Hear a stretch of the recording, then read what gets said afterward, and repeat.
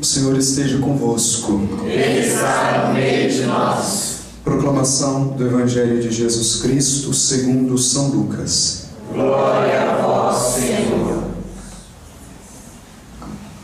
Naquele tempo, disse Jesus aos seus discípulos: Ficai certos, se o dono da casa soubesse a hora em que o ladrão iria chegar, não deixaria que arrombasse a sua casa. Vós também ficai preparados, porque o Filho do Homem vai chegar na hora em que menos o esperardes. Então Pedro disse: Senhor, tu contas esta parábola para nós ou para todos? E o Senhor respondeu: Quem é o administrador fiel e prudente que o Senhor vai colocar à frente do pessoal de sua casa para dar comida a todos na hora certa? Feliz o empregado que o patrão, ao chegar, encontrar agindo assim. Em verdade eu vos digo, o Senhor lhe confiará a administração de todos os seus bens.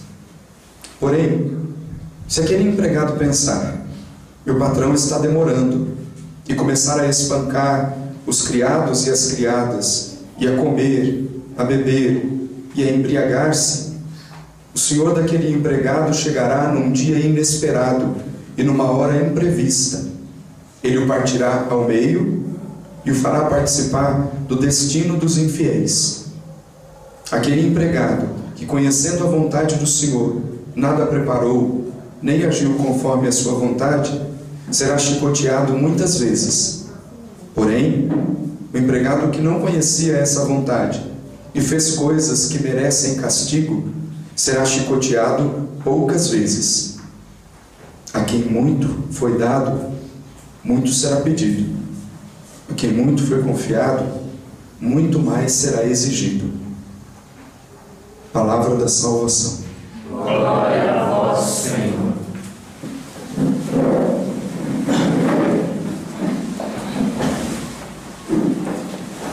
Louvado seja nosso Senhor Jesus Cristo. Para sempre seja louvado.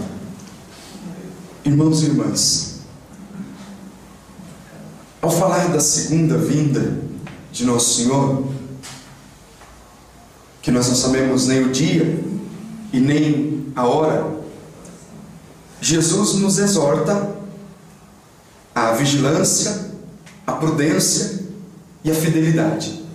São três elementos fundamentais que nos levam a esperar a segunda vinda de nosso Senhor, de modo que Ele não nos pegue despreparados. O dia nós não sabemos, a hora nós não sabemos, só sabemos que Ele virá. Aliás, os evangelhos falaram disso, e desde que Jesus voltou para junto do Pai, o desejo da igreja primitiva já era esse. Sabendo que Jesus voltaria, e Jesus disse: por que ficais parados, ó homens galileus? Por que ficais aí olhando para o céu?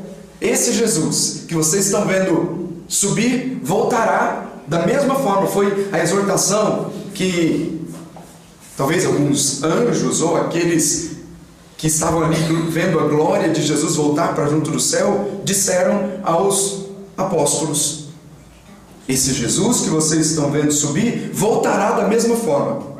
E então a igreja passou a ter uma súplica desde esse dia, como que uma oração constante, suplicando a vinda de Jesus.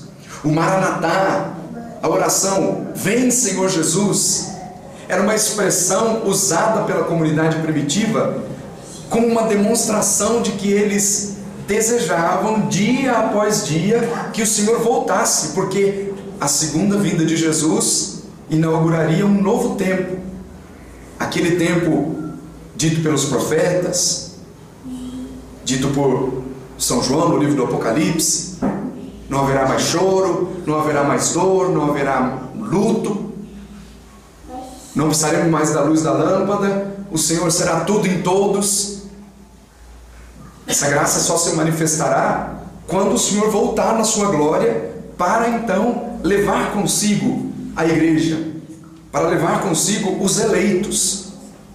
Mas é preciso então viver na vigilância, na prudência e na fidelidade. E depois entender que aqueles que abraçaram a fé e o fizeram na liberdade, agora têm a obrigação de viver na vigilância, na prudência e na fidelidade. Veja como terminou o Evangelho: a quem muito foi dado, muito será pedido; a quem muito foi confiado, muito mais será exigido. Uma vez tendo feito a experiência com o Senhor, agora não dá para voltar atrás mais. Há uma exigência de que vivamos na vigilância, na prudência e na fidelidade. Como viver isso? Como viver a vigilância, a prudência e deixar que... Como viver a vigilância, a prudência e a fidelidade?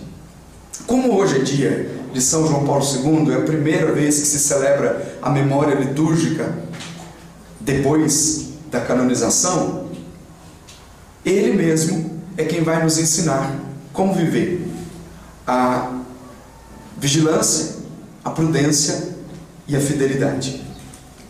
Na preparação para o jubileu dos 2000 anos do nascimento de nosso Salvador Jesus Cristo, houve todo um tempo de preparação e depois o Santo Padre São João Paulo II escreveu uma carta apostólica para o início do novo milênio, chamado Novo Milênio Ineunte. Essa carta apostólica, dentre tantos assuntos que o santo tratou, São João Paulo II tratou, ele falava de algumas prioridades pastorais. Cada comunidade tem a sua realidade, cada igreja particular, ou seja, a diocese tem a sua realidade, porém, na realidade de cada uma, algumas prioridades pastorais são fundamentais. E ele não falava de se estabelecer um plano de pastoral em que se observasse a realidade e, a partir disso, vendo a realidade, vendo o que está fora, começasse a então estabelecer um plano para cuidar da igreja. Mas ele começou a falar a partir de dentro, porque há uma expectativa do mundo, há uma expectativa dos que não pertencem à igreja de que a igreja dê uma resposta. O plano de pastoral, os planos de pastorais da igreja, desde o primeiro plano de pastoral, que nós costumamos dizer, o primeiro plano de pastoral foi escrito por São Lucas no livro dos Atos dos Apóstolos, porque ali tem as linhas gerais de como a igreja deve viver. Então a gente sempre olha para trás, lá naquilo que o Espírito inspirou São Lucas a escrever para a igreja nascente, e a partir disso a gente olha para o futuro, olha para aquilo que o Espírito inspirou e estabelece a vida a partir daquilo que foi ensinado lá nos Atos dos Apóstolos. E então olha para frente, olha para o futuro a partir daquelas orientações. São João Paulo II começa a falar de uma realidade interna. Quais são os princípios fundamentais que definem a vida de uma comunidade, ou quais são as prioridades pastorais? Porque talvez algumas pessoas correm o risco de, ao observar a realidade, fazer um plano de pastoral a partir de elementos que não são fundamentais. Por exemplo, quando se faz uma análise de conjuntura e vê a pobreza, vê que tem necessidades na área de questões políticas, faz uma análise sociológica, a gente descobre que o povo tem muitos problemas e que a igreja precisa dar uma resposta para isso. Mas São João Paulo II partiu primeiro da santidade. Primeiro elemento, quando ele diz assim, é preciso apontar algumas prioridades pastorais. E a primeira delas, ele disse, a santidade. O horizonte para o qual deve tender todo o caminho pastoral é a santidade. Veja que não falou de outras coisas. Falou, vamos elaborar aqui um meio de como anunciar a palavra, vamos estabelecer uma linha de como será a atividade missionária. Não. Primeiro princípio fundamental, e aqui está em acordo com esses três elementos da espera da vinda de Nosso Senhor: vigilância, prudência e fidelidade, se traduz na vida de santidade, que é a primeira exigência. O horizonte para o qual deve tender todo o caminho o caminho pastoral, portanto o caminho das comunidades é a santidade. Nada além disso. Tem que se enquadrar naquilo que é a santidade. O que sai fora disso está em desacordo com aquilo que é a urgência da vida de uma comunidade.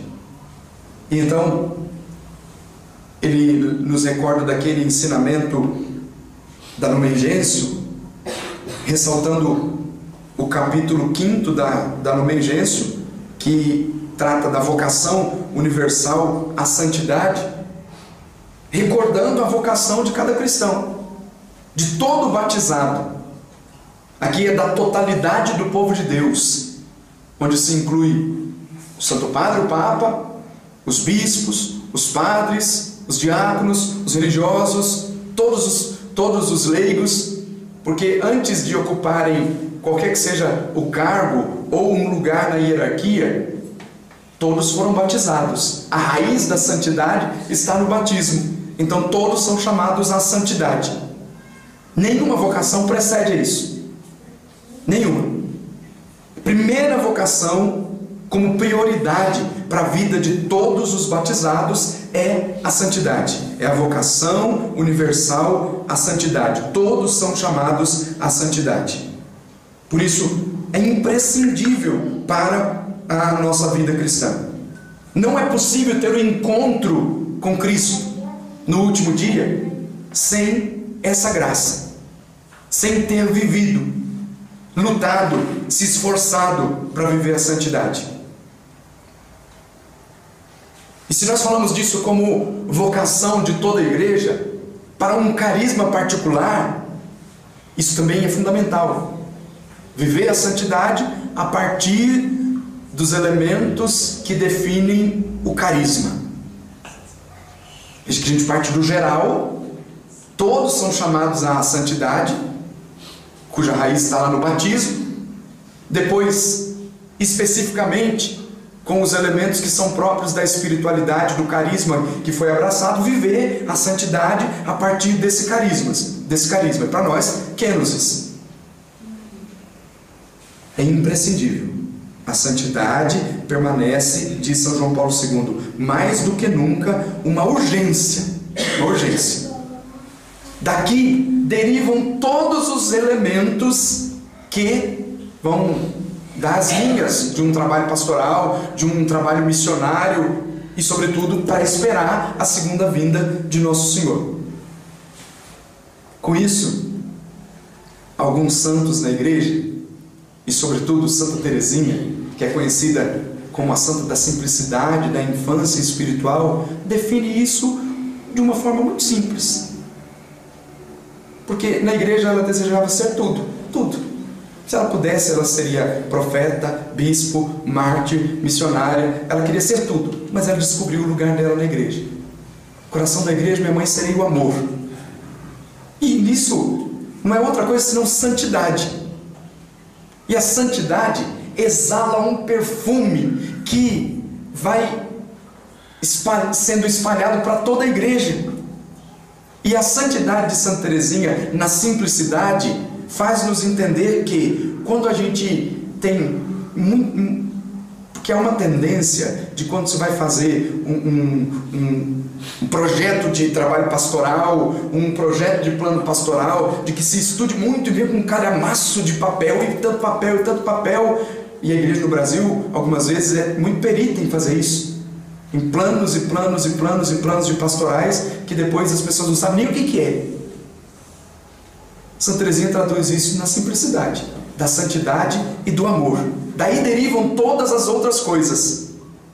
A santidade é o princípio de todas as coisas. Se a gente quer ter êxito na missão, ter êxito no crescimento da comunidade, quer ter êxito no trabalho pastoral, o fundamento está na santidade.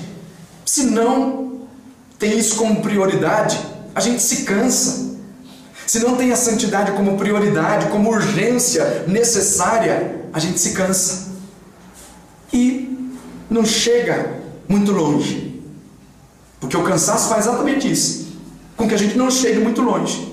Se a prioridade não é a santidade, se desiste no meio do caminho. é preciso então entender que o mais urgente e necessário é a santidade, na simplicidade de cada dia, vivendo aquilo que é próprio da nossa vida, entender qual é a vontade de Deus a nosso respeito. São João Paulo II repete o que está escrito em 1 Tessalonicenses 4,3, dizendo: o dom se traduz num dever que deve se dirigir a toda a existência cristã. Esta é a vontade de Deus a vosso respeito, a vossa santificação. É um compromisso que diz respeito não apenas a alguns, pois os cristãos de qualquer estado ou ordem são chamados à plenitude da vida cristã e à perfeição da santidade. Esse ensinamento do princípio da igreja, ensinamento tão antigo e tão novo, que o Santo Padre foi recolhendo da Lumen Gentium, de São Cipriano, e que sempre foi a urgência, o mais importante para a vida de toda a igreja. Antes de querer traçar planos, de querer traçar linhas, primeiro é preciso se solidificar na santidade. E como é que vai se solidificar na santidade? Ele também dá a resposta. A resposta está na oração. Se alguém quer se solidificar na santidade, a resposta está aqui, na oração. Para a pedagogia da santidade, é preciso de um cristianismo que se destaque principalmente pela arte da oração. E essa arte da oração se traduz na oração pessoal, na oração comunitária. E ele insiste dizendo: é preciso sempre aprender a rezar, é preciso permanecer em Deus pela arte da oração, crescer na intimidade com o Senhor. A santidade não pode ser para nós só uma teoria. Se ela se traduz em vida, o sustento que se dá à vida de santidade é a oração. Uma verdadeira pedagogia da santidade, ensina-nos São João Paulo II, é principalmente acompanhada pela arte da oração.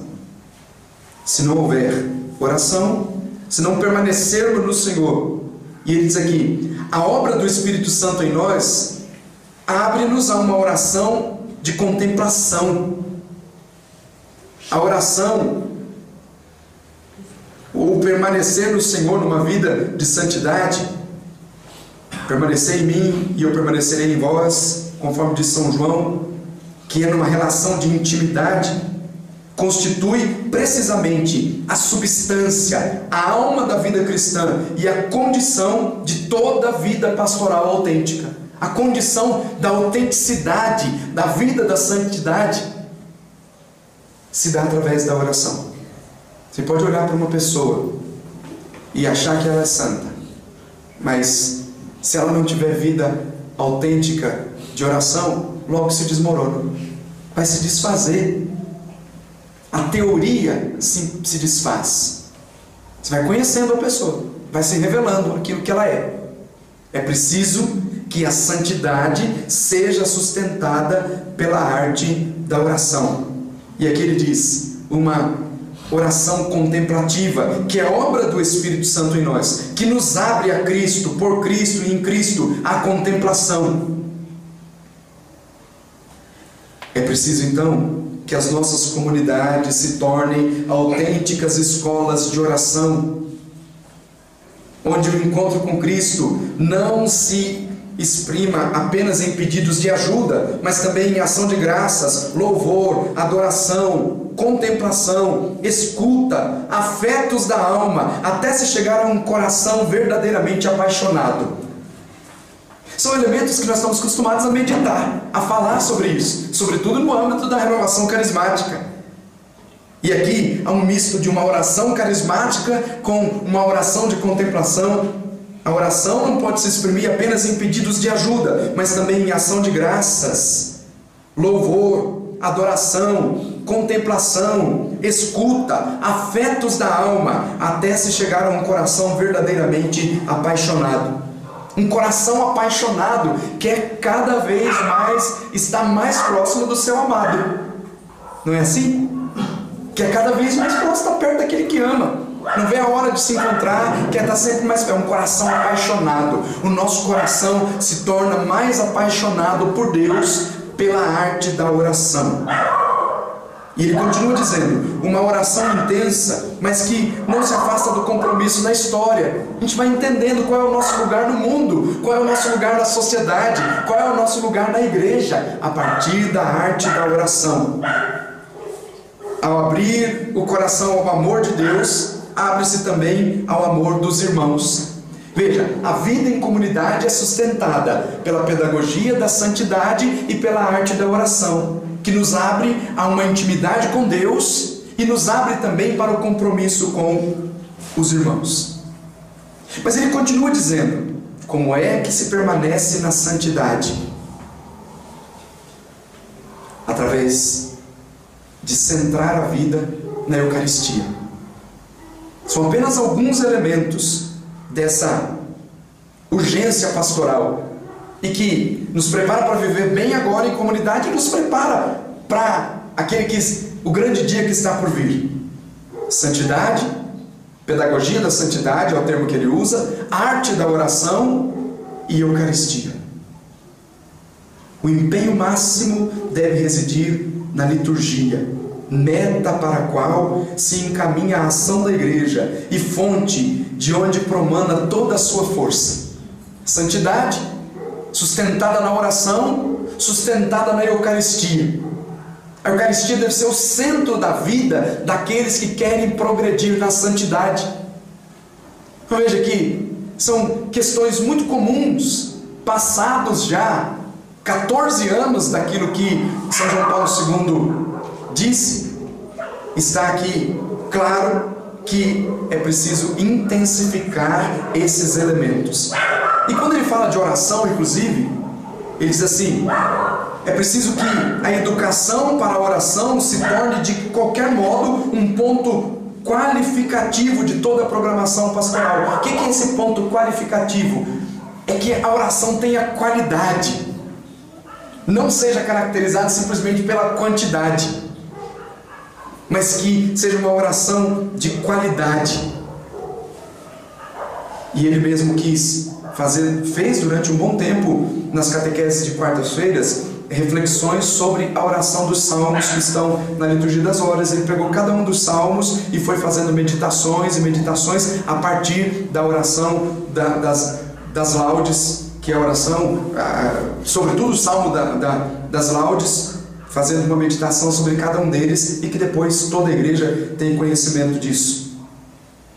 Veja, a santidade, oração, Eucaristia, como sendo o coração, o fundamental. Ele diz assim, a Eucaristia, insistindo nisso, desejo insistir naquilo que já foi escrito numa outra carta apostólica chamada Dies Domini, Dia do Senhor, em que a participação da Eucaristia seja verdadeiramente para cada batizado o coração, o centro, sobretudo no domingo. Um compromisso irrenunciável. Isso quer dizer, não tem nada mais importante do que a Santa Eucaristia, sobretudo a Eucaristia Dominical. Ninguém progride na santidade se não tiver a vida centrada na Santa Eucaristia. Ninguém progride. É um compromisso irrenunciável, assumido não só para obedecer a um preceito, mas como necessidade para uma vida cristã verdadeiramente consciente e coerente. Alguém pode dizer assim, eu estou progredindo na santidade porque eu tenho vida de oração, mas se a vida não está centrada na Eucaristia, se existem coisas mais importantes para fazer num domingo do que a Santíssima Eucaristia, é incoerência, é uma santidade frágil, que vai se fragmentar, que vai se desmoronar. É primordial, sabe? O Papa Francisco diz assim, cada um sabe aquilo que é mais importante na sua vida, aquilo que é prioritário. E se Deus não for a prioridade, então nós cometemos o grande pecado da idolatria, quando nós começamos a colocar outras coisas no lugar de Deus, outras coisas no lugar daquilo que é o nosso chamado. A Eucaristia deve ser o centro de toda a vida do cristão. Veja que 3 elementos fundamentais: santidade, sustentada na oração, sustentada na Eucaristia. Sem esses elementos, a santidade é frágil.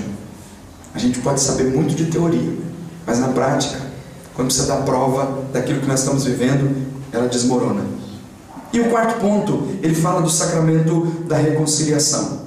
Se quer permanecer na santidade, é preciso a arte da oração. A pedagogia da santidade se faz pela arte da oração.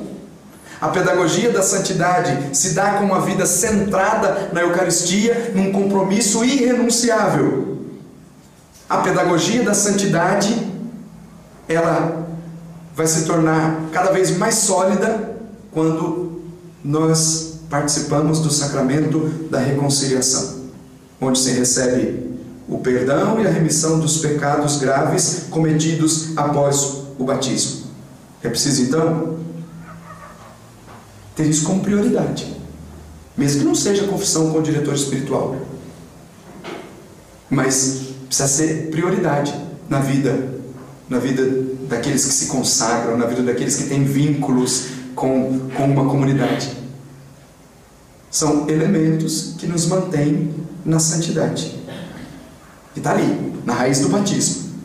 Mas para que ela não fique frágil, é preciso que esses elementos todos caminhem de mãos dadas. A pedagogia da santidade se faz pela arte da oração, por uma vida centrada na Eucaristia, por uma vida centrada no sacramento da reconciliação. E depois, quando São João Paulo II fala do primado da graça, ele diz assim: empenhar-se com maior confiança numa vida de santidade, numa pastoral que dê todo o espaço à oração pessoal, à oração comunitária, significa respeitar um princípio essencial da visão cristã da vida, que é o primado da graça. O que nos sustenta? É a graça de Deus. Nós não vamos ser santos pelos nossos merecimentos, e nem muito menos recebemos favores de Deus pelos nossos merecimentos. Nós não merecemos, mas a graça de Deus é que vem em nosso auxílio. E ele conclui dizendo que esse primado da graça se dá quando nós tomamos consciência de que sem Jesus nós não podemos fazer nada. Se nós não estivermos ligados a Ele, nessa pedagogia da santidade, na arte da oração, ligados a Ele por uma vida eucarística, ligados a Ele por uma vida de santidade que passa pelo sacramento da penitência, nós naufragaremos com certeza. E veja que o Papa escreveu essa carta e ele conclui dizendo que é preciso avançar para águas mais profundas e mais longe. Só que se você avança para águas mais profundas sem esses elementos, avança para águas mais profundas com fragilidade, vai afundar, vai desmoronar. São muitos elementos que São João Paulo II apresenta como urgentes para a vida de uma comunidade, mas em cada uma delas ele faz questão de dizer: a vida tem que estar centrada na santidade, na oração, na Eucaristia, no sacramento da penitência. A oração é que nos faz viver na verdade da palavra. É a oração que nos leva a um encontro íntimo com Deus e que nos faz crescer na intimidade com a palavra. É a oração que nos leva a uma intimidade com a palavra que nos faz homens e mulheres de fé. Esses elementos são fundamentais para este tempo presente e para aquilo que nos aguarda, para o dia vindouro, para o grande dia do Senhor. E aqui nós não estamos falando de viver nenhum dos pontos que estão contidos naquilo que é o específico do carisma Kênesis. Estamos falando daquilo que é comum para toda a igreja. Uma pedagogia da santidade pela arte da oração, centrado na Eucaristia, no sacramento da penitência. Se a gente vive isso aqui, que é comum a todos os fiéis, e ainda, se nós buscarmos intensamente viver aquilo que é próprio do carisma, nós estamos num caminho de santidade, que vai nos levar à plenitude da santidade, que vai nos levar ao encontro com o nosso Senhor. Para nós, tudo aquilo que nós fazemos como discurso, aquilo que nós cantamos, deve se transformar em vivência. O que dá credibilidade para uma comunidade não é aquilo que ela escreve, não é aquilo que ela canta, mas é aquilo que ela vive. É o que vive, é o que dá credibilidade. O tempo vai passando e o nome vai ficando conhecido. Hoje eu estive com o bispo e o bispo disse: Kenosis veio aqui. Eu falei: já sei, já me contaram que veio. Mas nunca ninguém falou isso. Kenosis veio aqui. Vai se tornando conhecido. Aí quando começar a entender, não que ele não saiba, obviamente, ele sabe o que é Kenosis, mas não sabe efetivamente o que é aquilo que se vive aqui nessa comunidade como Kenosis. Quando souber, então vai olhar para nós numa expectativa, não por aquilo que está escrito, não por aquilo que eles cantam, mas por aquilo que eles vivem. Isso é que vai dar credibilidade. É o que vai dar credibilidade também quando nós chegarmos diante de Deus, porque diante de Deus Ele não vai perguntar o que nós fizemos efetivamente, quantos terços nós rezamos, quantas vezes nós rezamos as laudes ou falhamos. Não vai perguntar isso. Vai olhar para nós como aquele que conhece todas as coisas e vai partir do princípio da vivência. Eles viveram como convém a santos.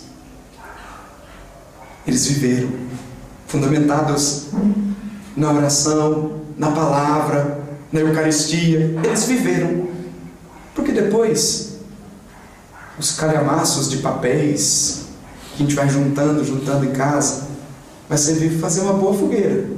Só o que a gente vive é o que fica. Então é preciso viver.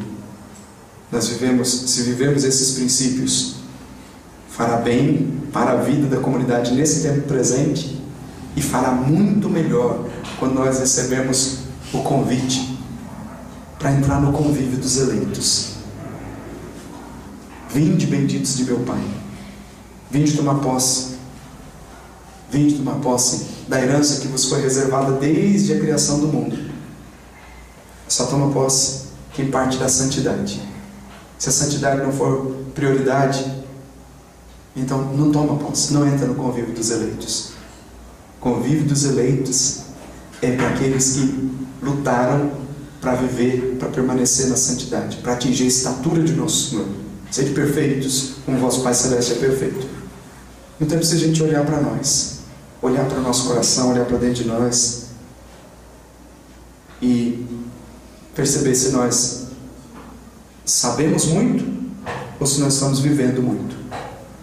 Talvez saber muito, a gente está chegando nesse nível de saber muito, porque afinal de contas, quantos anos de formação, quantos retiros, além de formação na comunidade, tantas outras formações, a gente vai acumulando conhecimento, mas o conhecimento incha, diz São Paulo. O conhecimento incha. Eu preciso viver, e essa deve ser a nossa busca, viver aquilo que a igreja nos propõe, aquilo que a Sagrada Escritura nos propõe, viver aquilo que esse carisma nos propõe. Credibilidade nós vamos ter pela vivência, não é pela nossa arte, não é por nada daquilo que seja talvez periférico, mas por aquilo que é o central, viver a santidade, que essa graça nos atinja. A gente precisa ser convencido disso. Eu me lembro que eu já falei dessa palavra. Nós precisamos ser convencidos pelo Espírito Santo a viver a santidade. Eu me lembro disso quando aqui não tinha nem piso, não tinha nem altar, não tinha nada, e nós recebemos uma maleta cheia de relíquias dos santos.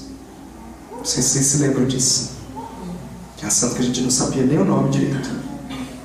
mas se colocou diante de nós aqui, neste lugar, e onde chega a relíquia do santo, nos ensina a igreja que é a presença do próprio santo, e tinha ali, não sei se 40, se 50, mas tinha. Então é preciso olhar para estes que nos precederam na vida de fé, e eles foram levados à glória dos altares, levados aos altares, porque viveram heroicamente a fé, a esperança e a caridade. Que o Espírito Santo nos convença disso. É uma moção de convencimento, uma moção de arrependimento, em que o Espírito toca lá no fundo do coração, para que seja o divisor de águas. A partir de agora eu vou viver de uma forma diferente, não fruto do meu esforço próprio, mas fruto da graça de Deus. A gente precisa ser convencido disso. Vamos pedir isso ao Senhor, pedir essa graça, que Ele nos convença daquilo que é mais importante. Todas as coisas são periféricas, a santidade é o centro. O resto vai ser bem feito se partir dessa pedagogia, pedagogia da santidade, sustentada pela arte da oração, centrada na Eucaristia, no sacramento da reconciliação, na escuta da palavra. E se você quer aprofundar mais isso, é só ler Carta Apostólica, Novo Milênio Leonte, que é um plano de pastoral para aqueles que querem viver a santidade. Agora nós queremos pedir que o Senhor nos ensine a viver. Fique de pé e reze pedindo isso. O Senhor nos ensine a viver a santidade.